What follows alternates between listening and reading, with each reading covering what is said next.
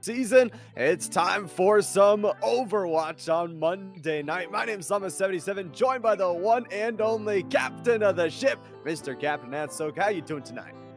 I am doing absolutely swell and all is well. As per usual, again, we're back for some more Unified Collegiate League. Again, we had a very busy week last week, and we're going to keep being busy going into this week because, of course, it is Monday, and Monday means one thing, and that is Overwatch 2 here at the Unified Collegiate. It absolutely is. I mean, we've had 3 fantastic weeks already, and as the regular season has panned out more and more, we get even better and better matches. It seems like every single week, we always get one where the team's coming in at the same record, so there's a lot on the line for everybody to try and build up that win column. Absolutely. And you know what, the further that, you know, we're also into the spooky season, like so we're getting all these skins, we're getting some cool content, which is all good and gravy, but I'm gonna go ahead and say it, and I'm gonna keep saying it. Juno, the newest character, has too many skins. Like, she just got into the fold. We need to spread the love with the skins. Juno does not need all the skins. Spread it out a little bit. Let's get when's the last time we got a new Brigitte skin, like a cool Brigitte cameo skin? You know, I'm just saying, you know, Juno hasn't earned her stripes yet to be getting all these skins. No, not only the skin game. We're going to talk about it here today, but Juno, where's the nerfs? We're asking the devs directly here. We've been asking it for weeks over weeks, but we'll probably be seeing a lot of Juno. I want to actually see, because we don't only play Overwatch here at the Unified Collegiate League, what our weekly schedule looks like. Well, I mean, of course, you know, starting things off for Monday, it's going to be Overwatch 2, and then Tuesday is Rocket League, some good old-fashioned cardball. Wednesday is going to be that League of Legends. Thursday is Valorant, and then of course Friday is Super Smash Bros. Ultimate. So again, full week packed from beginning to end with esports content. It doesn't get any better than this. Absolutely doesn't. So that means if you're watching and aren't followed already, make sure you hit that follow button, turn on the notifications, and be back here for every single day of amazing action. But tuning in more towards our Monday matchup here for Overwatch, as if you're a little bit new here, we're playing the same as we've been playing the past 3 weeks. Best of 5. You take 3 maps, you win. You take 3 maps on the losing side, well, you'll take a loss. Yeah, speaking of, we're looking at these 2 teams tonight going head to head. We have the GV Vikings taking on Radford University. Now, Radford for me rings a bell. I feel like we have seen them on this stream before. If it wasn't for Overwatch, it must have been for a different esports title. But I feel like the last time Radford played, I really had hopes for them for winning. They looked like they were playing really, really well. They had the makings of a great team. And you know what? I think they are better than that 1-3 record that they currently have. And I think they are better than that 1-3 record. I mean, it's a really, really experienced, packed conference. So for these 2 teams, you're exactly right. We saw the Vikings a little bit earlier. We've seen Radford dominate in a lot of other esports as well. So this is a big win to take to try and stabilize, because the Vikings started out 0-3, picked up that win in that last week, and are now here to try and adapt. But unfortunately, one of these 2 teams has to take the L. Yep, this is 100% true. And you know, like, as we're getting like more into like the middle of the season, this is where, you know, you really are starting to worry about your record. You know, you drop the first 2 games, maybe even the 3rd game in the first 3. You're like, okay, you know, it's still early. We can correct this. Now we're going into games 4 and 5. Now your record is going to have a bigger impact. So you're going to want to try and fix your place in the standings. So that way, when you get into the late season, you have good footing going into the postseason playoff time, right? So a lot riding for both of these teams as they want to try and make their records go positive. It's not only the overall win record, but we talk about the map record as well. Just getting a single map or 2 can be the difference in those playoff spots. But we are going to Control Point for our first map here. It's going to be a good one. We got to interview actually Moving Fish just last week, saying his name, just trying to make people smile. Oh, what, Moving Fish, honestly, really great at that tank role. And you were right, we did get to interview Moving Fish. And, you know, they definitely took, at least from my perspective, somewhat of an IGL role. And I think they did really, really well. However, with that being said, going into things starting off, I do like the composition a little bit more so from Radford. But as you can see, the Vikings, they don't need that Juno pick. Their composition is working for them. They get the first 10% on the board. Kind of like this composition from the Vikings, even though Radford's is a little bit more pieced together. Vikings have all these tools to kind of attack the backline, not only with the Ashe for the longer range angles, but the Genji constantly trying to find these flank angles on a very close angled map as well. And Moving Fish also let us know that 4 out of these 5 players are new to the squad, so just finding ways to gel is the biggest thing here in Week 4.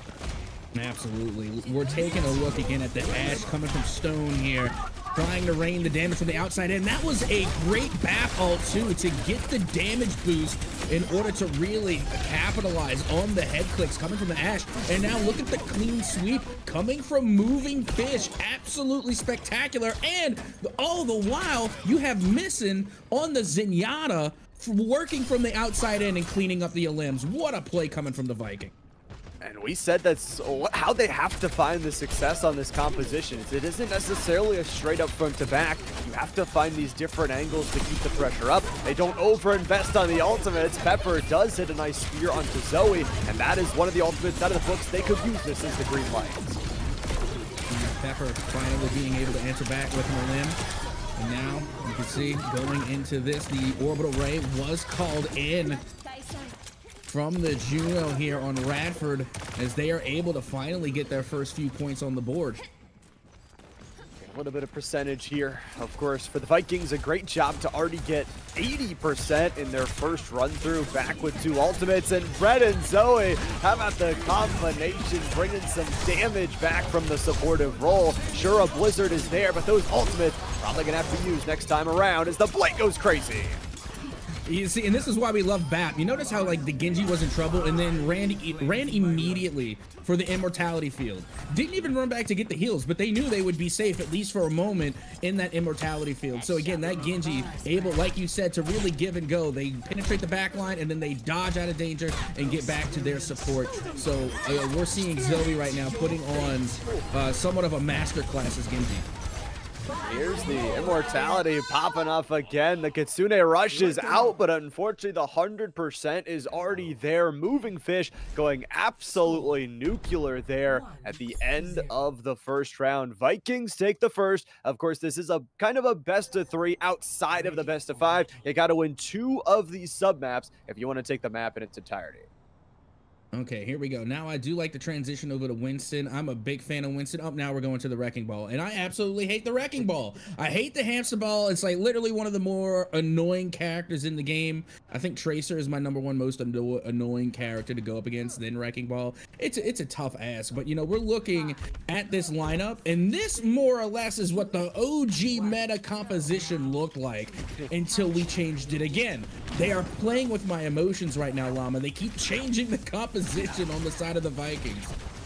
They change it up. They want to try and throw us off. And obviously, I love that first from Missing, just showing us they can play on the Lucio, get in towards that point early. Of course, it doesn't unlock for 10 more seconds, but back to the skies is going to be nice here for Zoe, showing last week that they had so many abilities to play on different heroes. And this specific map has so many good aerial protection points. And Hagaroon now getting the Genji after giving up by Zoe. They get a team kill, and the Vikings will take the point. I like how they're kind of, you know, playing towards the Genji in this composition. Now, granted that Zoe switched off of Genji, but Genji is still in play. Again, Stone decided to switch and take the Genji role. And so they're complementing that by bringing in Winston, who is also a very divey tank, right, to pair with the divey DPS. And then you also have Lucio. Lucio can keep up with those speeds by coming in with the speed boost and doing the AoE healing. So again, I love the composition change from the Vikings. Composition is good, and you can see their positioning really well. Just using the aerial Pharah, they get a pick, and then they use that as the go button. They don't overextend. They're slowly picking up the percentage, and Pharah is one of the fastest charging ultimates in the entire game. So that barrage is up and available. I'd expect Zoe to use it pretty quickly here. see what they do. Again, Zoe going up high, calls in the rocket barrage, is able to get 1 and 2. They're able to pick up a 2-piece there, and that is a useful ult. As long as you can manage to get 1 elimination on the rocket barrage, I call it a success. So anything after that, you know, kudos even better. And with that, they get the team kill, and now they take full control again of the point, and it's up to Radford to try and come in with a retake. Oh, Moving Fish was just waiting until they step too far forward. Of course, is the Winston, can take a bit of damage, but will overstep their bounds. Red tries to keep them alive with the Coalescence, but that damage, you're just going to have to back up at this point. Moving Fish will come back in the fight with that ultimate up and available, but it's 80% already again. Radford needs a fight. They start it with the Terra, and this should be a fight won, but Moving Fish is back. Yeah, yep, they are, and with the Primal Rage as well, they're going right in on towards the payload, and not only that, but we have the Genji ult as well, going for the backline. Looks as though we are going to get another team kill, as the Orisa is the last one standing there for Radford, as they are to eliminated, and that will be the game. Game number 1 here, going the way of the Vikings. Really well played. I'll get to take a look at our play of the game here to see who picked it up. So many phenomenal ones, and it's going to be Zoe. The first time Genji on the sub-map will be able to take it. Of course, finding the flank angles, goes in, gets the first, and then all the rest of the composition is trapped behind him, slices down the Juno, and does some damage to the tank as well. So Vikings take the first map here, but still a best of 5 here, need 2 more. Absolutely. I love when the cams come back and you can see me really focusing on the play of the game, like trying to dissect it. That's when I'm in my analytical mode. You know, when you're playing like a competitive game and you have that lean forward, like, okay, I'm locked in. That same thing whenever I'm commentating or analyzing, because I'm trying to dissect every play. And what I've, you know, pretty much have witnessed here is that we are seeing a real commitment to the Genji. Like we had already seen, Zoe got play of the game, well deserved. Genji again in game number 1, and then they switched it up into game number 2. Stone decided that they were going to jump on the Genji, but I just thought it was, you know, somewhat significant that no matter who or who was playing on that character, they still found it necessary to keep Genji in the composition. They absolutely did. And I feel like, especially on Control, there's often a lot of openings where if you talk about like Escort or other modes, you're usually playing more of a front-to-back team fight, but it always feels like in Control, there's different angles to attack from. So I like them pulling out the Pharah, I like the Genji, but it just goes to show, for as young as this crew is, they have such a wide depth in their hero pool. Yeah, and you know what? Again, if it is in fact Moving Fish that is playing that IGL role, the point is like you had said, this is a young team. They're new. There's got to be somebody in that position who is like giving directions to these younger players or to these newer players. And it's coordinating very well. Whoever is at the forefront, shout out to the coach, shout out to, you know, the staff working behind the scenes over there for the Vikings right now for their Overwatch squad, because whatever they're doing so far, it is working. But like we had said, this was just game number 1. We still got plenty of Overwatch left to go. And speaking of, we should be moving over to Hybrid, if I am not mistaken, and it looks like we may be in King's Row. I hope I'm correct. I believe so. For map number 2, as you mentioned, the Hybrid will split us up. Yeah, that was my aha moment. Like, yep, this is King's Row. Yeah. We get to walk out. We get the beautiful view of the observation from our whole background crew, but it's going to be Vikings starting on the defensive side, Radford starting on the offensive side. Again, if you're unfamiliar with this hybrid mode, it's a hybrid between control and payload escort. So you got to capture a control point and then escort the payload all the way to the end. Man, take a look at this. Moving Fish going to be breaking out the Reinhardt here. And this is what I was curious about and when it was going to show Ramattra finally coming back out into play. I was surprised we didn't see the Ramattra pick earlier, but here it comes. They're going to be playing for that Ram Rush, and already they lose their Genji off the rip. Zoe now on the Cassidy, laying down the law, no pun intended. They can just really play anything, and I like the Casty because you have that kind of mid-range, but also you can play around this health pack, you can play around the quick shooting, and then you toss in the utility as well behind it. These close angles tough to push away from. It is going to be a nice little walk forward here from Radford as they're slowly building up their ultimate. Zoe taken down relatively low, and finally Rico will get revenge for the early kill. That they will. And right now, this is getting a wee bit scrappy, as a friend of mine would say. As you can see, it is a real back and forth onto the payload right now. Radford able to get at least one tick down, but now they're losing progress. Huge play here off the nano boost on the Rhine to clear sight. And nearly Radford just almost there of getting that second tick. They're right there finally. They take down the tank. Moving Fish will return with ultimate, but Rico dives in, dives out, and will take the full percentage there on the control point. Now they've got a payload, and Captain, this is 5 minutes for them to push it all the way to the end. Yeah, that's a hefty amount of time, to be honest. Like, that's a lot better than what I get whenever I'm playing online, right? So again, they definitely have what it takes to go the full distance here, and they're bringing out the Ram Rush as well. I mean, there's a reason that this is currently the meta this season, and it's just showing why here today. Again, a complete turnaround for Radford from their previous matchup to now, as they are struggling to get rid of this Lavacha. Oh, the Ramacha's going to use that ultimate, barely surviving on a sliver of HP, getting healed up by the team. And now they've got 3 ultimates to battle back here in this next fight. Of course, Fred and the rest of the crew, they've got 2, but they've also lost their tank. So Radford pushing very quickly. They'll use the Kitsune Rush, not trying to overuse ultimate, staying alive as the time is high noon, but Mekrami says no, it's not. Yeah, and I'm about to hit a little bit of an analytical moment here. I'm going to diagnose the last play, and I'm sure someone in the chat, someone out there is going to call me all my nonsense. But, okay, so last match, you know, we were, you know, again, playing control, and we got to see the Zenyatta paired with the Baptiste. I think that is a great pairing because, again, you got Bap, who can do a little bit of splash healing. Again, they're very omnidirectional, whereas you're looking at Zenyatta. Zenyatta can only focus on one target at a time, and it is somewhat of a slower pace of heal. So when you're trying to pair that with an Ana, I think that makes it a lot more difficult because, again, you're taking away splash heals from both support healers. Zenyatta paired with Ana, I just don't think that mixes well for the Vikings. Maybe a little switch up there. Of course, played a couple different supports in that first time around. However, Radford University did lose the payload here, so now pushing through the streets are going to be a little bit tougher. They don't have that extra coverage. They do have 2 ultimates. So Hog Runestone had to use the Genji ultimate in that last fight. Rico has one of their own. They also have the orbital laser, but here comes an Earth Shatter from the skies. It gets 2. Rico's on 20 HP, and this should be a fight win for the Viking.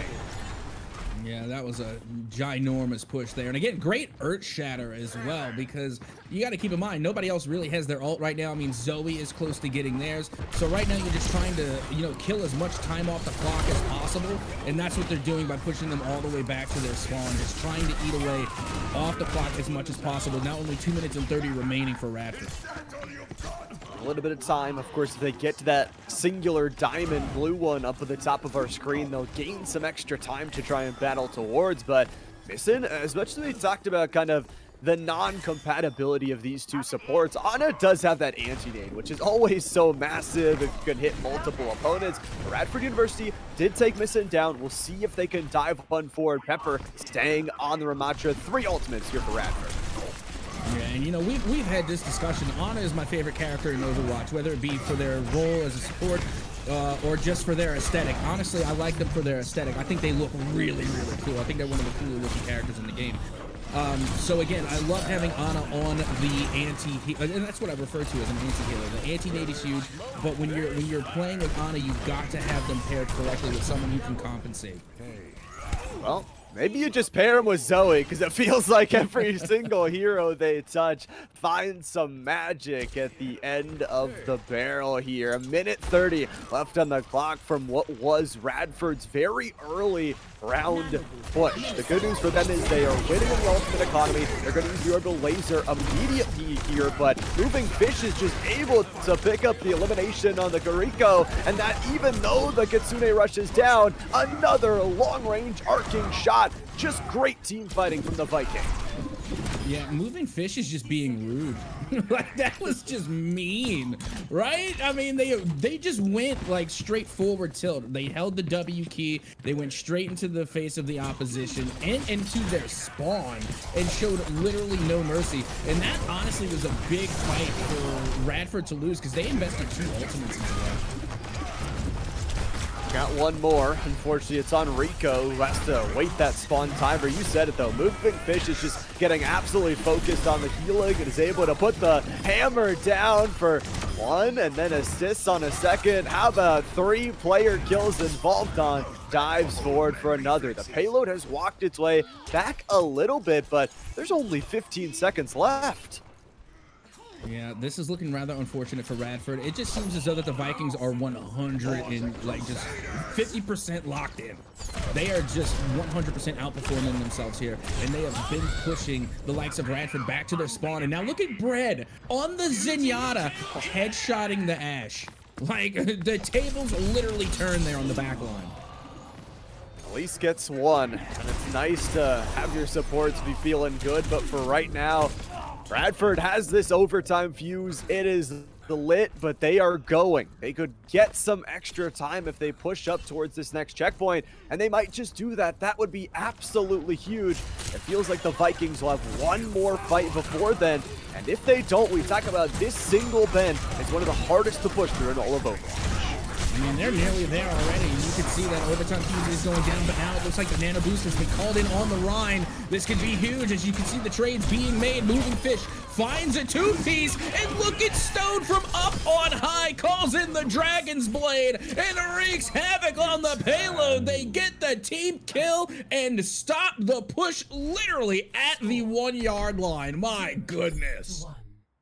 The overtime expires, and they'll get a chance to match that energy on the offensive side. But, I mean, you talk about going into that final fight. There's a combination known as the Nano Blade, known better than almost any in Overwatch, and they decide to use it on Moving Fish, who has been having one heck of a series, runs into the opposing team, makes the fight a winnable one. And now for GVU, they get a chance to try and win this second map.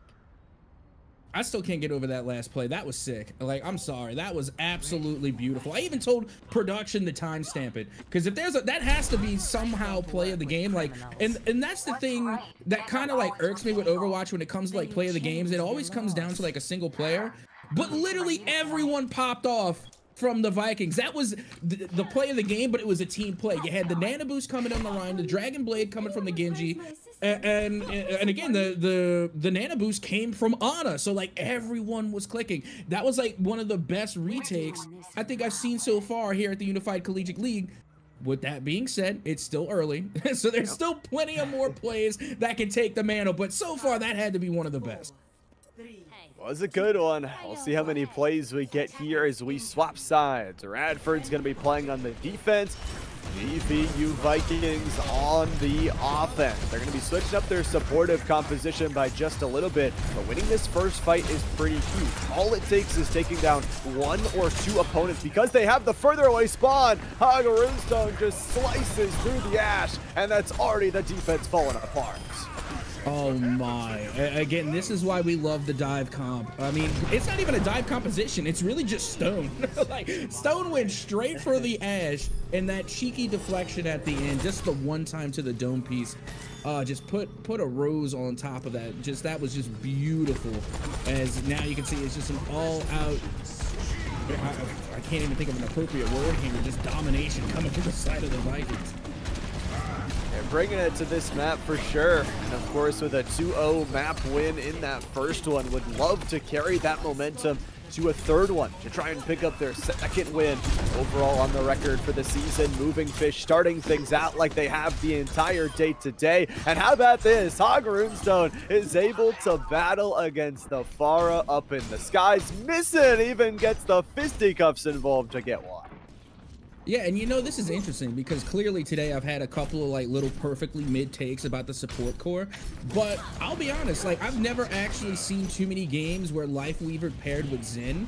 So for all I know, this could be a winning composition. I mean, clearly they were able to do well even with the Ana and the Zen. So I can only imagine that, you know, with Bread and Missing at the support core, it might not even matter who they play. They just seem to be a really good combination on the back line.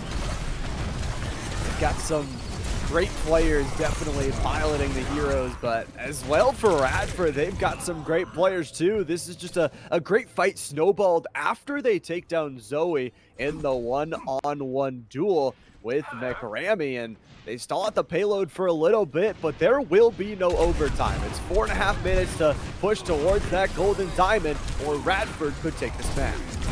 Yeah, that they could, and they came through with a great retake already. Again, trying to have this Ramatra lead the way, and this is a great counter to the line as well. If they can just get through this shield, but we already know how Moving Fish likes to play. They like to move. They dive straight into the face of the opposition, and now the Transcendence coming from Zenyatta will keep Reinhardt alive. As you can see, right now, Radford trying to hold on to this payload before it pushes any further. Orbital Laser, Annihilation, they want to hold the line. They do for now as the skyward pressure aided from Rico, and those couple ultimates will get them the team fight win. Moving Fish is going to swap up to the Hog with the Hook. The Barrage is one of the 2 ultimates left up and available for Radford, but there's still a ton of time here for the Vikings. I'll be honest, I'm kind of curious about this switch. I haven't seen Roadhog in a competitive setting in a very long time. Personally, I feel like Roadhog has been nerfed to near non-existence at this point. And it's a shame because Hog is one of my favorite characters, not for their abilities, but because they have a really cool butcher skin. Purely cosmetic. But with that being said, you can see the trades already being made. Rico is able to find one with the Rocket Barrage, as it does look as though the Vikings managed to come through and get the payload moving again. That might be the sickest play I've ever seen. You initiate the high noon and then you life grip from your teammate to watch over from the high ground, and at the end of the day, it doesn't matter because the whole team already won the fight. Radford has to get out here as soon as they possibly can because there is the golden zone. Vikings on the doorstep of victory. Yeah, also couldn't help but notice that Bread now switching to the Ana here for this potential last fight.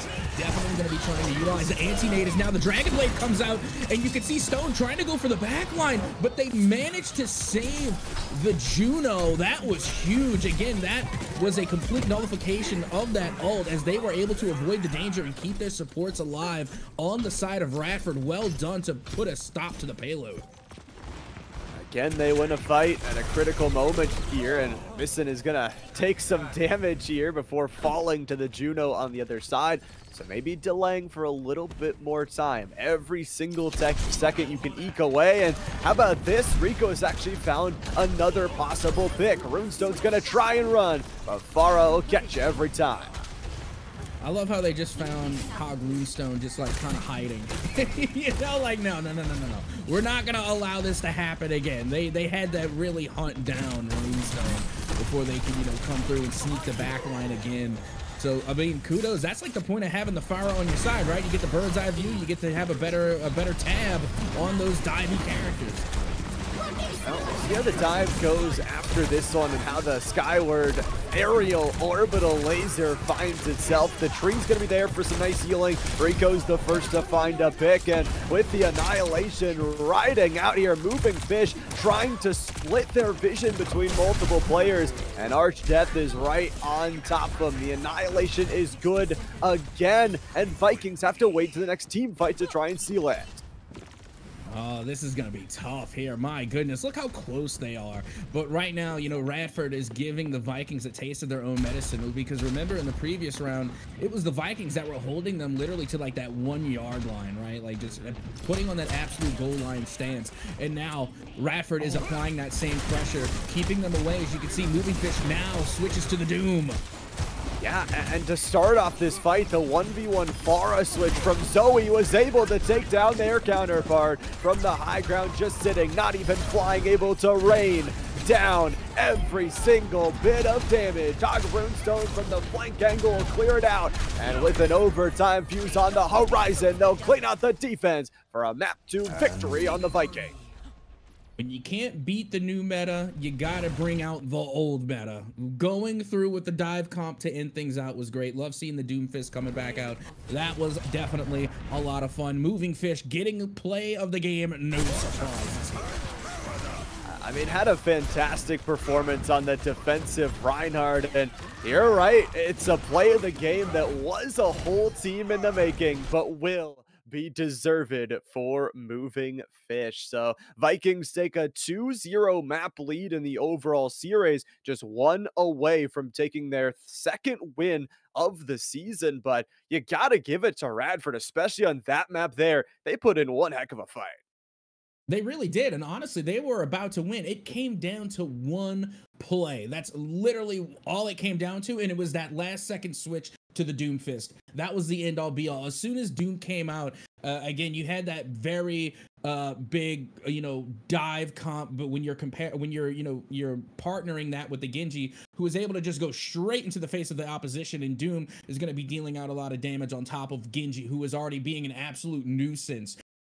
So again, it all came down to that one play. I mean, really, got to give it up for Radford, because that was really their game. They had it, they held it for so long, and it just, unfortunately for them, just was too much there in like the last, I want to say like 45 seconds. That's when it all came together for the side of the Vikings. It really did. They were able to bring things back. And I love the ability that, like you said, with 45 seconds to be able to recognize, okay, maybe things aren't working out. Interestingly, they had an ultimate on Moving Fish. He had the ultimate available on Hog, decides, I got to switch to the Doomfist. I'm going to lose that ultimate anyway, but the decision ends up paying off. Their dive and their cohesive team fight was able to take the victory, but going here into map number 3, this could be a change of momentum if Radford can use what success they found. Yeah, I'll be completely honest. I don't think going with the Hog was ever the right call. I mean, I even said it when they switched. I'll say it again. I think Roadhog has been nerfed into absolute oblivion. But with games number 1 and 2 in the books, you see the Vikings now on match point, getting ready to head into game number 3. They are literally one more game away from being that much closer to equalizing their record. They're going to be going 2 and 3 if they manage to take the dub. However, with that being said, this is now a big opportunity for Radford University to try and turn things around. Because if I remember correctly, here in the Unified League, our game number 3 is push. And if I'm remembering correctly, in that it is push, this can be a big opportunity, because one thing that I noticed with push is with a lot of teams is that that's their weak point. So we're seeing the Vikings, they come out strong in control, they came out strong in hybrid. Push is an opportunity to really flip the script, because it is a game mode that is so unlike the first two.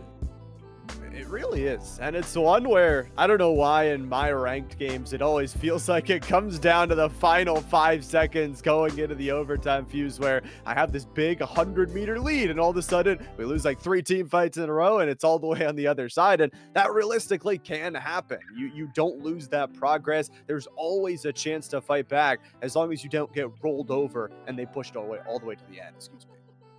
Yeah, absolutely. And you know what? I tend to agree with that statement as well, because like every time I play push, it never ends by someone getting the objective all the way to the end. It's because the clock expired. Almost every single time. That's how my push games end, and that's how I often see the push games end. Unless there's just an absolute steamroll, more often than not, the robot is not going to make it to the end of the line.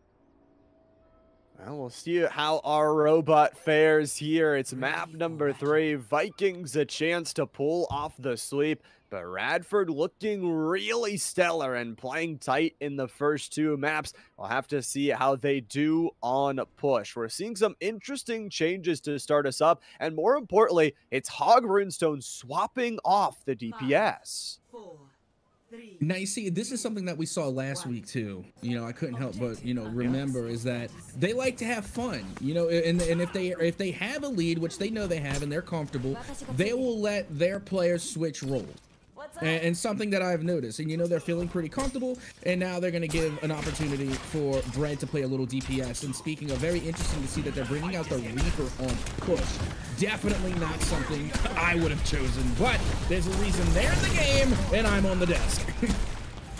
We'll see how those shotguns do work here to continually put in the pressure. It's a little bit of early trades as some utility is knocked down on either side. Pepper was actually knocked out of the mech there, and now Mission is actually able to take down the full baby D.Va too. So 3 early picks is going to give a nice early push from the Vikings. Okay, now that I've seen it, it starts to make a little bit more sense to me, because if you could, now hear me out, if you could put that Reaper and keep them closer to Brigitte, or let's say if Reaper gets into some trouble, they run back to the Brigitte, and if someone tries to push that, they're getting annihilated. Like if you're coming close quarter combat with a Reaper and a Brigitte, you don't survive that. No, yeah, you're just gone. You're off the map here. So a great little fighting composition. They've also got the Sigma, which we haven't seen yet today, but Moving Fish, we saw it last week. So good on a litany of different heroes here, and it looks like Pepper actually caught between the backlines, was going for a dive, but a beautiful ice wall from Zoe really chopped up the fight, and this is already forward spawn unlocked for GVU. Yeah, you want to hear one of my other perfectly mid takes, or rather, this one actually might be a little spicy, to be honest. There might be a little cayenne on this take, but I really think Sigma broke the brains of an entire generation of Overwatch players. To be honest, again, like I haven't seen Sigma in a while, but we got to acknowledge the era that was Sigma supremacy. Sigma was literally the meta take for so long. It really was. And it's cool to see him back out here again, finding more prominence. Bread does pick up a double with that big ultimate, but unfortunately can't get more than that. With everybody else back behind him, they will give the robot over here. The most important thing, especially in a game mode like Push, where the snowball can be so large, is not funneling in one by one, waiting for all your teammates to get back and survive. That's exactly what the Vikings will do, and then they'll take a point positioning to try and take this fight. Let's see if they can get the job done. Meanwhile, we got Arch Death having a little bit of trouble there as they get taken out by the Brigitte. We already talked about how dangerous this player and this character can be when they get you into close quarter combat, and Missing was literally hunting players down. Oh, absolutely diving in the back line and back to where they were previously, over 75 meters, 5 ultimates up and available. Orbital Laser's gonna start things out. We'll see if Vikings just hold on to their ultimates to try and preserve what they can. The chase down, it'll be the D.Va bomb going out as well. That's 2 ultimates from Radford, but ultimately, they should be able to clean up this fight.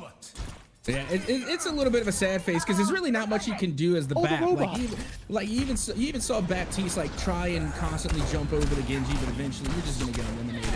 As now you can see once again, the exchange is going down on the bottom. I mean, Bread, what a smart decision there. The team fight goes behind him, saves the robot, pushes it forward, and now the whole team is back in respawn. You burn 2 ultimates from your opponent. You're already on the push towards victory here with 6 minutes left to go. Zoe's got a big pick onto the backline support. A DPS will fall, and the ice wall blocks off any re-entry. The robot's gonna be left to his lonesome, but the rock through the spawn. Vikings want to end it here. I'm not gonna lie, that one hurt me. Like just watching it on this side of the screen, I really felt like I took that block to the face. My goodness, and there it is again, hitting consecutively on this poor D.Va. What did D.Va ever do to you? My goodness.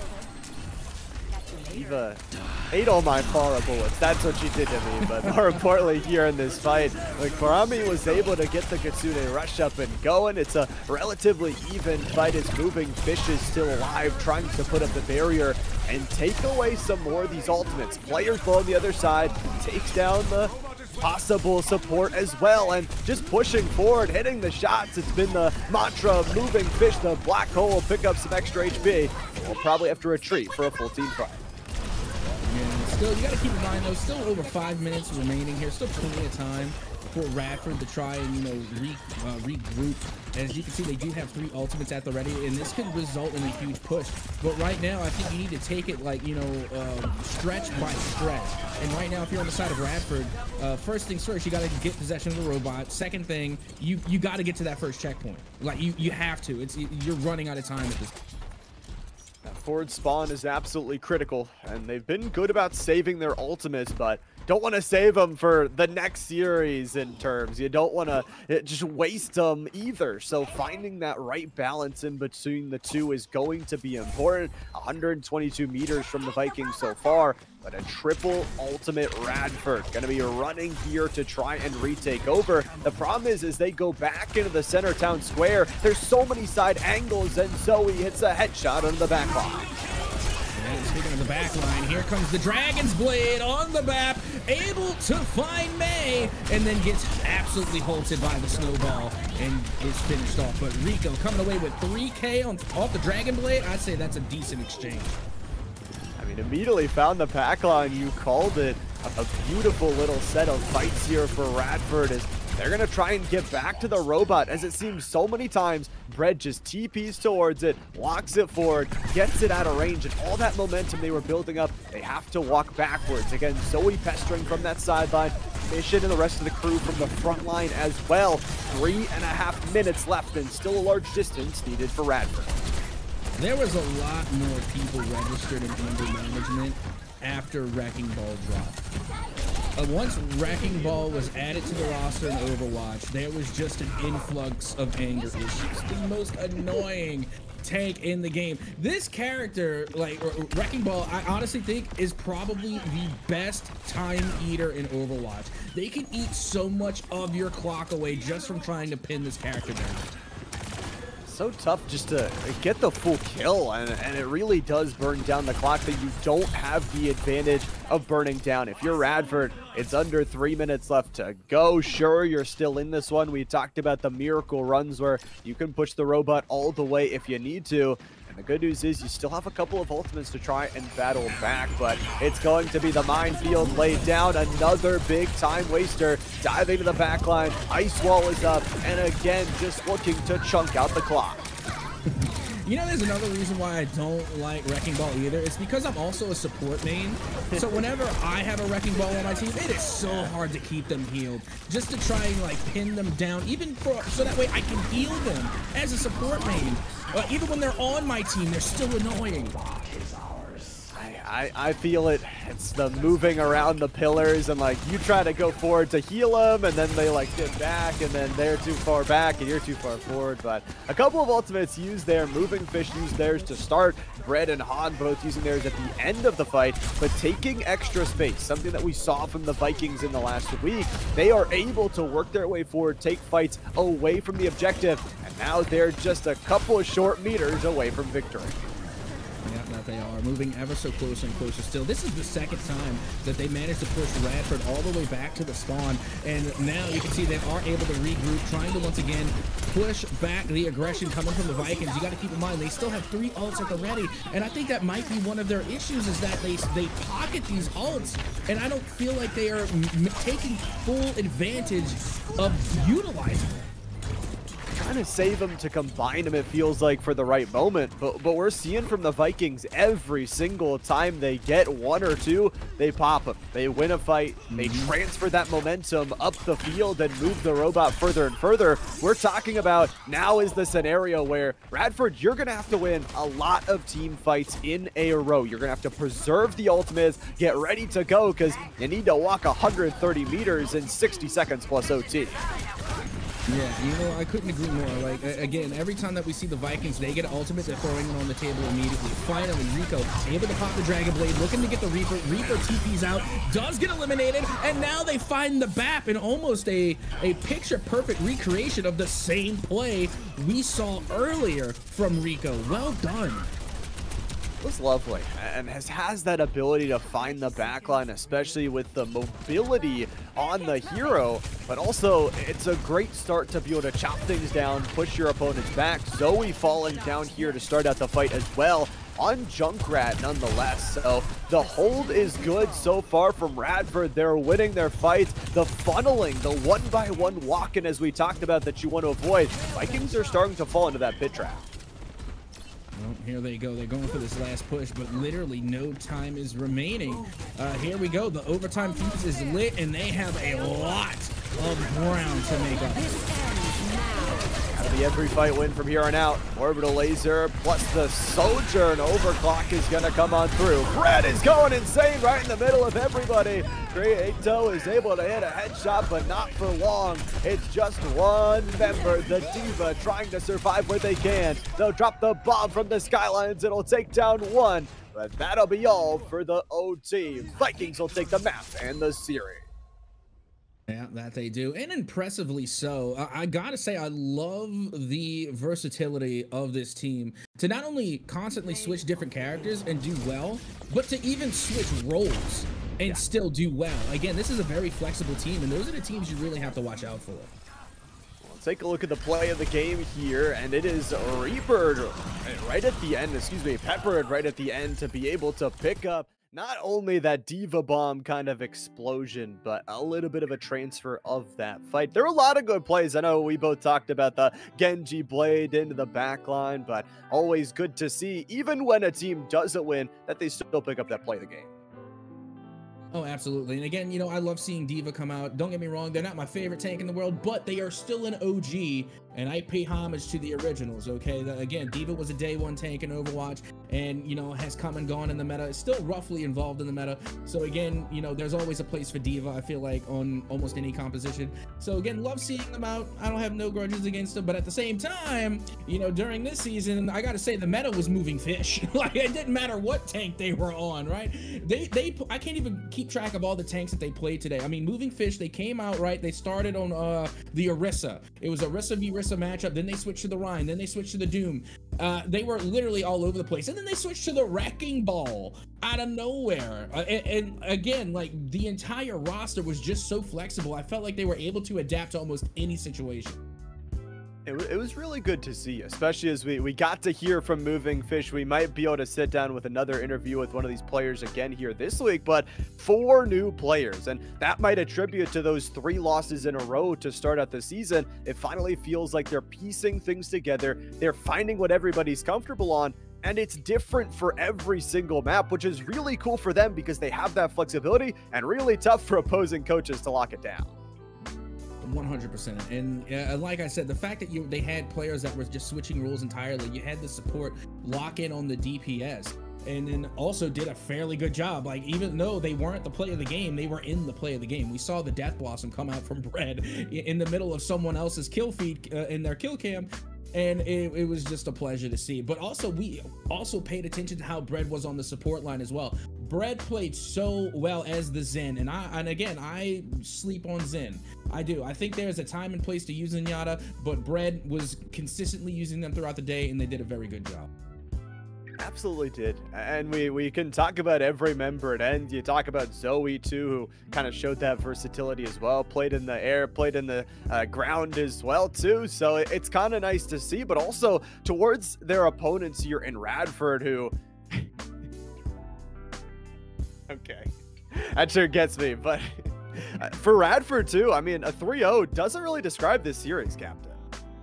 No, it doesn't. Again, Radford came out and they played a spectacular game. I really do think that they woulda, shoulda, could have won on Kings Row. I think that was definitely their map to win. And like I said, it just came from split-second call times being made, particularly Moving Fish, who decided, you know what? And that is another character we forgot on the list, was Roadhog.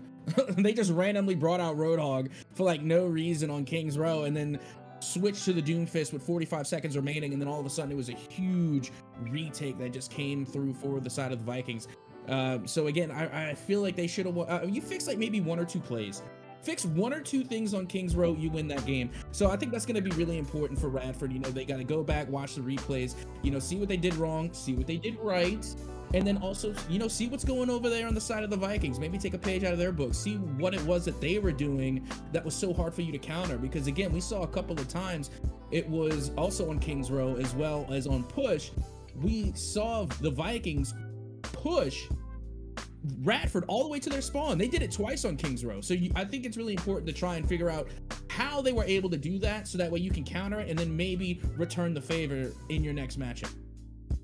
space taking was kind of crazy. I mean, they were just able to work their way forward, play over the objective, and obviously for these two teams, this is only week 4 of the regular season, so still a lot of matches ahead of you. But yeah, you said it. You're able to really learn from both of these games, either a win or a loss. It's always about learning. But we are going to take a look at our schedule here for the rest of the week, because we don't only have Overwatch. We've got Tuesday Rocket League, Wednesday League of Legends, Thursday Valorant, and Friday Super Smash. It's going to be a packed week.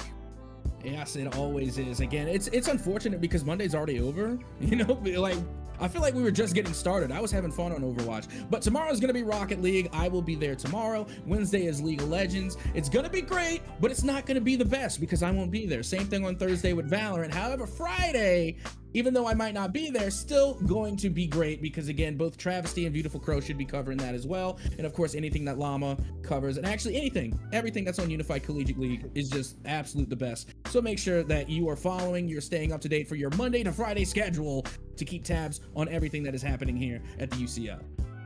I'll keep those tabs up and going. And for us, we're going to take just a short little break as we prepare an interview. GVU, we're going to get to hear from him right after this short break.